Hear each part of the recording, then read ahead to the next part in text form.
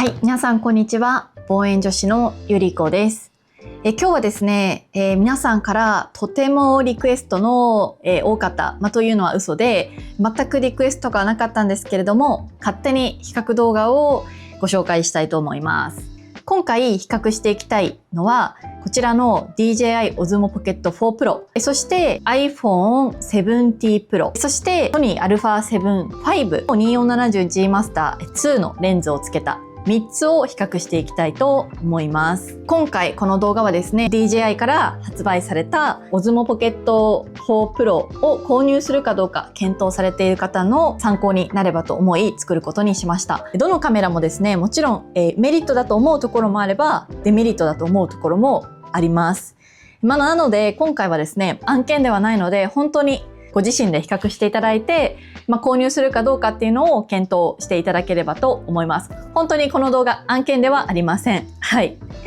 ということで、まずは価格を比較していきたいと思います。はじめにソニーですが、言うまでもなく 2470G Master 2単体で25万円程度しますし、ソニー α7 V も公式価格で42万円、しますので、合計ね、だいたい70万円から75万円ぐらいかなと思います。そしてですね、Osmo Pocket 4 Pro に関しては、約10万円から購入が可能です。iPhone 17 Pro に関しては、ギガ数によりますが、だいたいね、20万円から30万円ぐらいかなと思います。特にソニーと、Osmo Pocket に関しては、7倍以上の価格差があります。高いカメラを買えば、絶対にいい映像が撮れる。そう思っている方も多いと思います。でも本当にそうでしょうか？最近ではね、スマートフォンの画質も驚くほど進化していますし、DJI の Osmo Pocket シリーズも多くのクリエイターがメインカメラとして使うほど人気があります。そこで今回は実際に同じ場所、同じ条件で撮影しながら本当に違いがあるのかを検証していきます。まずはスペック。まずは簡単にスペックを見てみましょう。ソニーは約 750g 近いボディにさらに大きなレンズを装着します。一方、ポケットは手のひらサイズ。iPhone はもちろん普段から持ち歩いています。そして気になるセンサーサイズですが、ソニーがフルサイズ。Osmo Pocket 4P が1インチ、iPhone はさらに小さいセンサーになっています。一般的にはセンサーが大きいほど暗所に強い、ボケやすい、ダイナミックレンジが広いと言われています。ではこの差は実際の映像でどのぐらいあるのでしょうか？起動速度。まずは撮りたいと思った瞬間、どれが一番早く撮影できるでしょうか？今回は電源オフの状態からスタートします。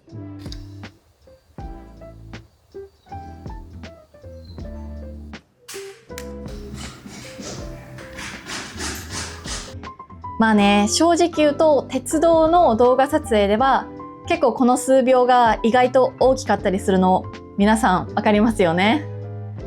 よくね、もうこれ間に合わないなって思った時、iPhone とか Osmo Pocket を、ついついね使ってしまうっていうのはやっぱりありますね。それ以外の動画撮影に関してはカメラ、一眼カメラでいいと思うんですけど、子供とか動物のその一瞬を逃せないっていう時の撮影とかはやっぱりね、機動性の高いカメラの方がね、いいような気がしますね。続いて歩き撮りです。旅行ブログでは、かなり重要ですよね。同じ速度で歩いていきたいと思います。まずはソニー。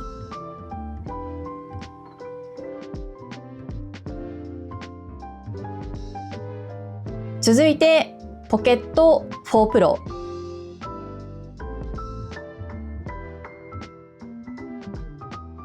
最後に iPhone 17 Pro。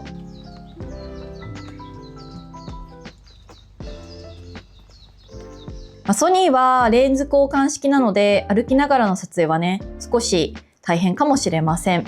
ただね、手ブレ補正がついているので、そんなにね、ひどいっていうわけではありませんね。ただやっぱポケット4 Pro は3軸ジンバルを搭載しているので、本当に滑らかですね。iPhone も電子手ブレ補正が優秀ですが、やっぱ激しく動くと少し揺れが残りそうです。色味比較、続いて色味。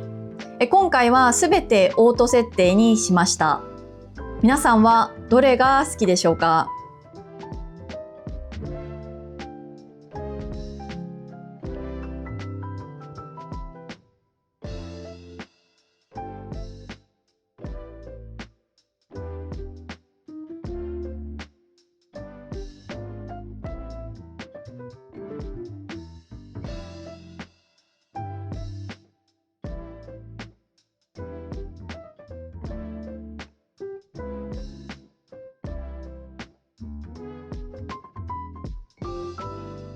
さらに今回はログでも撮影しました。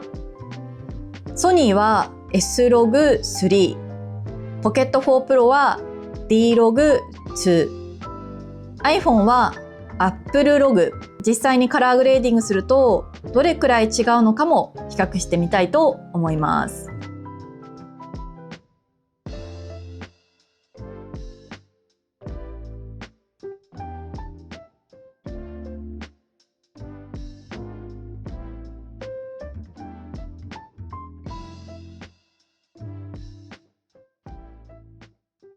ダイナミックレンジ。ここはセンサーサイズの違いが分かりやすいポイントかもしれません。空の白飛びとか、木陰の黒つぶれとか、人物の肌、このあたりを注目してみてください。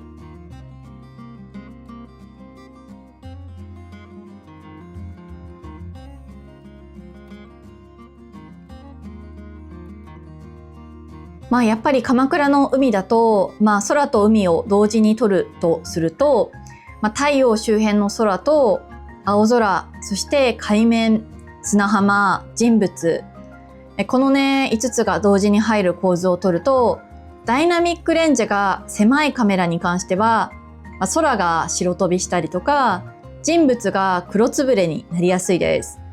一方でダイナミックレンジが広いカメラだと、雲の質感が残ったりとか、海の色が残ったり、人物の顔も見えるなど、かなりね、違いが出てくるかなって思います。皆さんはね、どの映像が一番好きですか？はい。続いてボケ比較。背景ボケですね。今回は同じような構図で撮影しました。ソニーはやはりフルサイズならではの自然なボケ。本当にね、やっぱとろけるようなボケだなーって思いますよね。正直やっぱフォーカスもソニーは強い。本当に美しい、映像ですね。ポケット4シリーズも、60mm の F1.8 がね、かなり検討してくれてるかなって思います。iPhone もね、ポートレートモードがありますが、今回は普通の、動画モードで撮影していますが、iPhone はまあまあかなって思いますね。続いてオートフォーカス比較。人物が歩くのと電車を撮影してみました。被写体をどれだけ正確に追い続けられるのか、旅行ではかなり重要ですね。あとはもちろん電車撮影でも重要ですね。せっかく撮影したのに、ちゃんとね追いかけてくれないと、残念なことになってしまいます。はい。そしてスローモーション。個人的にはね、一番楽しみにしていた比較です。ソニーは 4K120fps。一方、ポケット4 Pro はですね、4倍スロー、8倍スロー、さらに 240fps まで対応しています。そして iPhone 17 Pro も 120fps の撮影までとなっています。実際に見比べてみたいと思います。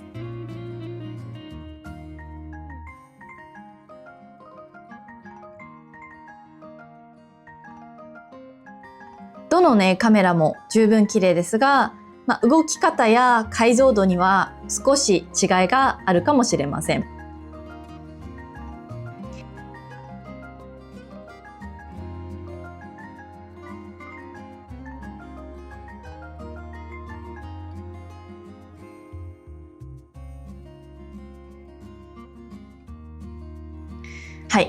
そして最後は実用性でバッテリー持ち運びです。やっぱね、ソニーは圧倒的な画質ですが、正直ね、かなり重いかもしれません。私はもうやっぱカメラを持つのに慣れていますし、この動画を見ている半分ぐらいの方はやっぱね、大きいカメラを持つのにもう慣れているっていう人も多いと思うんですけど、そうじゃないユーザーにとってはやっぱりソニーの重さってなかなか重いかなって思います。旅行中ずっと首から下げてるとそれなりに疲れるかもしれません。私もカメラを始めて最初のうちはなんかカメラ重いしスマホでも十分撮れるからカメラはちょっとね防湿庫に入れとこうかなみたいな感じでしばらくずっと防湿庫にいたこともあるぐらい、やっぱりね重さは結構大きい問題かもしれませんね。一方ポケット4 Pro はポケットに入るサイズで、女性だと特に小さいカバンとかにも簡単に入れられるのがいいですね。iPhone 17 Pro は言うまでもなくいつでも取り出せます。やっぱね、旅行ではこの違いが意外と大きいんですよね。はい。ということで、まとめ。結論はやっぱ写真をね、本気で撮りたいなら、やっぱりソニーかなって思います。フルサイズならではの表現力はまだまだ別格ですね。一方で、ブログを撮るなら、個人的には Osmo Pocket 4 Pro が一番おすすめです。画質とか、ジンバル、携帯性、価格、このバランスが本当に素晴らしいと思います。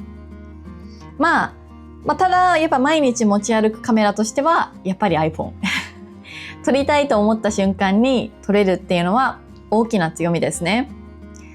結局一番いいカメラっていうよりも、自分の生活とか、用途に合ったカメラが一番いいカメラなのかもしれません。あとはもちろんライフステージとかその時の趣味とか、自分の気分とかそういうのに応じてもやっぱり全然変わってくるかなって思います。ただね、ブログを始めたいなって思っている人にとってはこの Osmo Pocket 4 Pro っていうのはかなりいい選択肢かなって思います。ただ個人的に Osmo Pocket 3を持っている人がじゃあ4 Pro を買う必要があるかっていうとちょっとね要検討かなって思います。もちろん3倍ズームは素晴らしいしカラーグレーディングも素晴らしいですが、Osmo Pocket 3もねかなり性能が高いので、じゃあそこ2つを比較してじゃあどっちが優れてるかとか、どっちをもう買うべきかっていうと、ちょっとねそれは